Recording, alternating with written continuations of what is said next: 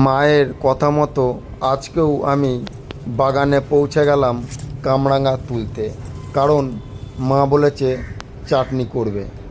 তাই বাগানে চলে এলাম এবং গাছ থেকে বেছে বেছে পাকা পাকা কামরাঙাগুলি একটা একটা করে তুলতে লাগলাম এবং তার সাথে লক্ষ্য রাখতে হলো পাশের কামরাঙাগুলো যেন না নষ্ট হয়, কারণ আজকে যে কামরাঙাগুলি তুলছি পরবর্তীকালে তার পাশে ছোট ছোট কামরাঙাগুলোই আবার আমাকেই এসে তুলতে হবে।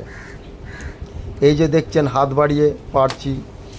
সত্যি বলতে কি বন্ধুরা, ছোট্ট পাড়া গাছ এবং অনেক কামরাঙা ধরেছে এবং বেশ মজা লাগছে নিজের হাতে একটা একটা করে পেড়ে যখন ঝুড়ির মধ্যে রাখছি।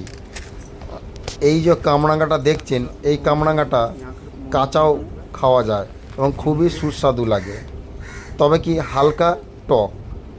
এই কামরাঙাটাকে অনেক জায়গায় আবার স্টার ফ্রুট নামেও মানুষ চেনে। আপনারা যদি অন্য কোনো নাম চিনে থাকেন তাহলে বলতে পারেন।